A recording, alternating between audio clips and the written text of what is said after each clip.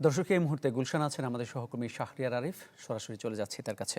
আরিফ, যে নেতাকে এতদিন তারা ভার্চুয়ালি দেখতেন সেই নেতাকে আজকে সরাসরি দেখা গেছে। এক নজর দেখার জন্য বিএনপির ভারপ্রাপ্ত চেয়ারম্যান তারেক রহমানের গাড়ি বহরে নেতাকর্মীরা সারাদিন ছুটেছেন।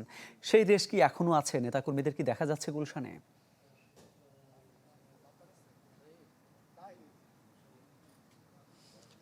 মামুন, আপনি যেটি বলছেন যে যেই গাড়ির পেছনে আসলে ঘুরছেন, সারাদিন মানুষ ছুটেছেন, সেই গাড়িটির সামনেই কিন্তু এখন আমি দাঁড়ানো। যে গাড়িটি তারেক রহমান গুলশানের যে বাড়িতে উঠেছেন সেই বাড়ির সামনেই গাড়িটি রাখা।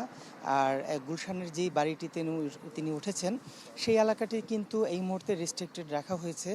বিশেষ করে এখানকার দলীয় যে নেতাকর্মী তাদের কিন্তু এখানে আসতে নিষেধ করা হয়েছে, যার কারণে আজকে কিন্তু দলীয় নেতাকর্মীরা কিন্তু এখানে মূলত ওইভাবে আসার কোনো সুযোগ ছিল না বা আসেননি এখানে। এখন তিনি বাড়িতে আসার পর যারা আসছেন তারা মূলত ওনার ব্লাড রিলেটেড আত্মীয় কিংবা একদম এলাকার যে আত্মীয় স্বজন তারাই কিন্তু ওনার এখানে এখন আছেন এবং বাড়ির ভিতরে ইতিমধ্যে এখন পর্যন্ত যারাই আসছেন তারা কিন্তু রিলেটিভ।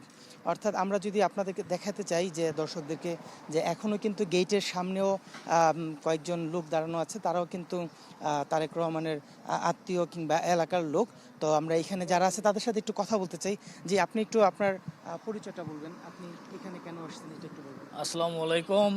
আমি পলাশ, এম আর হাসান পলাশ, সাধারণ সম্পাদক বাংলাদেশ জাতীয়তাবাদী ছাত্রদল, বগুড়া জেলা শাখা। আচ্ছা, তো আপনারা এই যে এখন এখানে যে আসছেন, তো সারাদিন আসলে সারাদিন হয়তো বা আপনি ছিলেন সেই গণসংবর্ধনাতেও, এবং এই যে আপনার দীর্ঘ প্রায় 17 বছর পর আপনি আপনার নেতাকে নিজের চোখে দেখতে পাচ্ছেন, তো আসলে এটার অনুভূতিটা যদি আমাদেরকে একটু বলেন।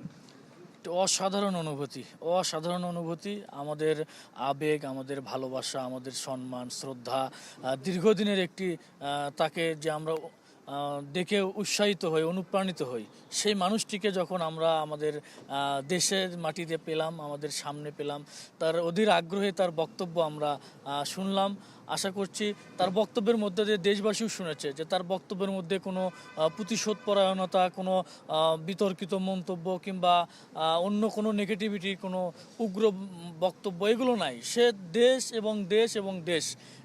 দেশকে নিয়ে কি পরিকল্পনা করেছেন, দেশকে নিয়ে কি চিন্তা করবেন, আগামী দিনে দেশটাকে নিয়ে কি করবেন। লিলি বিউটি সোপ, যার অ্যান্টি এজিং গুণ তারুণ্য ধরে রেখে ত্বকে করে উজ্জ্বল, তারুণ্যময় উজ্জ্বল ত্বকের জন্য। রিমার্ক। দেশের মানুষকে নিয়ে কি করবেন, এই যে দেশ এবং দেশের মানুষকে নিয়ে তার ভাবনা, আমরা বিশ্বাস করি যে আগামী দিনে তার নেতৃত্বে সুন্দর একটি সুখী, সমৃদ্ধ, একটি মানবিক বাংলাদেশ আমরা উপহার পাবো ইনশাল্লাহ। জি, তো আসলে বিষয়টি হচ্ছে যে এখানকার যে যারাই আছেন এবং আরও যে নেতাকর্মীরা ছিলেন, আসলে যাদের সাথে আমার এর আগেও কথা হয়েছে, তাদের কিন্তু সবার একটাই বিষয় যে তারেক রহমান এসে যেই জাতির উদ্দেশ্যে যে ভাষণটি তিনি দিয়েছেন, সেখানে কিন্তু তিনি কোনো ধরনের প্রতিহিংসা কিংবা বিরোধীদের যে কটাক্ষ করা সেই জিনিসগুলো কিন্তু তিনি করেননি, যেটি কিনা তার নেতাকর্মীরা এই বিষয়টিতে অনেক বেশি উৎসাহিত এবং অনেক বেশি পজিটিভলি তারা নিজেদেরকেও ডাইভার্ট করার জন্য কিংবা নিজেদেরকেও নেয়ার জন্য কিন্তু মানসিকভাবে প্রস্তুতি তারা নিচ্ছেন। এবং সর্বোপরি আরেকটা বিষয় আপনাদেরকে আপনার মাধ্যমে জানাতে চাই, সেটা হচ্ছে যে তারেক রহমান যখন দেশে এসে নামার পর যে 36 জুলাই স্মরণী এক্সপ্রেসওয়েতে তাকে যে গণসংবর্ধনা দেওয়া হলো, সেখান থেকে তিনি তার মায়ের সাথে দেখা করলেন। দেখা করার পরে কিন্তু সরাসরি তিনি এই বাড়িটিতে উঠেছেন, এবং এই বাড়িটি কিন্তু তার মা হসপিটালে যাওয়ার আগে, অর্থাৎ তার মা আরিফ, একটা বিষয় আপনার কাছে জানতে চাই। যে বিষয়টা সবচেয়ে বেশি আলোচিত সেটি হচ্ছে তারেক রহমানের নিরাপত্তা। তারেক রহমানের যে বাড়ি আছে, এই বাসভবন ঘিরে আসলে নিরাপত্তা ব্যবস্থাটা এখন কেমন দেখছেন? কি ধরনের নিরাপত্তা স্তর সাজানো হয়েছে?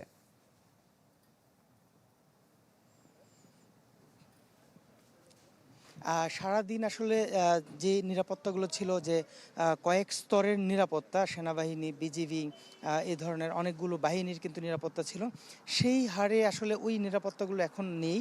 তবে এখনও কিন্তু বিভিন্ন থানার পুলিশ, অর্থাৎ বাড়তি পুলিশ মোতায়েন করে এই বাড়িটির সামনেই শুধু নয়, পুরো এলাকাটিতে কিন্তু কর্ডন করে রাখা হয়েছে।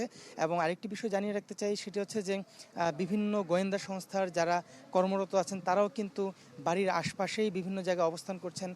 বিভিন্ন মানুষ যারা এই রাস্তাটিতে চলাচল করছেন, বিশেষ করে সাধারণ মানুষ, তাদের কিন্তু গতিবিধি লক্ষ্য করছেন এবং কাউকে সন্দেহ হলে জিজ্ঞেস করছেন।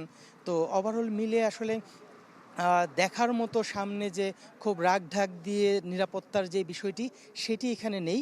তবে নিরাপত্তার যে ব্যাপারটি সেটি কিন্তু সম্পূর্ণভাবেই তারা মনিটরিং করছেন বলেই আমি জানতে পেরেছি। এবং এখানে এসে আমি আরও বেশ কয়েকজন পুলিশকেও আমি পাই যাদের সাথে কথা বলি। তারা আসলে বিভিন্ন থানা, শুধুমাত্র গুলশান থানার পুলিশই নয়, আশপাশের যে থানাগুলো আছে সেই থানাগুলো থেকেও কিন্তু বাড়তি পুলিশ মোতায়েন করা আছে, যেটি কিনা এই বাড়ির সামনে কর্ডন করে রাখা না, পুরো এলাকাটিকে আসলে এক ধরনের নিরাপত্তার চাদরে কিন্তু এটিকে আবৃত করে রাখা হয়েছে বলেই আমরা জানতে পেরেছি এখানকার নিরাপত্তা ব্যবস্থার মধ্যে। আর আরেকটি বিষয় মামুন, আপনার মাধ্যমে আমাদের দর্শকদেরকে একটু জানিয়ে রাখতে চাই, সেটি হচ্ছে যে এই বাড়ির পাশে যে বাসটি দেখা যাচ্ছে, এই বাসটি কিন্তু হয়তোবা আগামীকাল এবং পরশু দিনের যেই কর্মসূচি রয়েছে সেখানেও ব্যবহার হতে পারে। আর এখন বাড়ি থেকে যারা বের হচ্ছেন, একটি গাড়ি বের হলো আমরা দেখলাম এখনই, এই গাড়িতে কিন্তু তার যারা আত্মীয়, যেটা আমি শুরুতেই বলছিলাম যে তার যারা নিকট আত্মীয় কিংবা ব্লাড রিলেটেড রিলেটিভ, তারাই কিন্তু ওনার সাথে এই মুহূর্তে দেখা করছেন, আসছেন এবং যাচ্ছেন বিভিন্ন মানুষ। অর্থাৎ বাইরের যে রাজনৈতিক যে নেতাকর্মী, তাদের কিন্তু আসলে এখানে খুব একটা আসার সুযোগ নেই, যার কারণে কিন্তু এই এলাকাটি মানে মানুষের যে ক্রাউড কিংবা অনেক বেশি কোলাহল সেটি কিন্তু এখানে নেই। এবং সর্বোপরি এখানকার পরিবেশ এবং সবকিছু আইন শৃঙ্খলা পরিস্থিতি কিন্তু অনেক শান্ত এবং এক ধরনের নিরাপত্তা চাদরেই কিন্তু বেষ্টিত, যেটি আমাদের কাছেও মনে হয়েছে। আমরা পুরো এলাকাটি আমরাও ঘুরে দেখেছি। তো এই ছিল আসলে মামুন এখন পর্যন্ত এই জায়গার আপডেট। এবং সর্বোপরি আরেকটি বিষয় জানিয়ে রাখতে চাই যে আগামীকালকের যে কর্মসূচিগুলো আছে সেই কর্মসূচিগুলোতে আমরা জানতে পেরেছি যে এইখানে যে বাসটি দেখা যাচ্ছে, এই বাসটি কিন্তু ব্যবহার করার একটি সম্ভাবনা রয়েছে বলে আমরা জেনেছি। এবং বাকিটা আসলে বোঝা যাবে আগামীকালকের ওনার যে নিরাপত্তা ব্যবস্থা কিংবা ওনার যে কর্মপরিকল্পনার যে অংশ সেটি আসলে কিভাবে, সেটা হয়তো বোঝা যাবে তখনই। জি, তো অনেক এই ছিল ধন্যবাদ আসলে আপনাকে। মামুন এখন পর্যন্ত।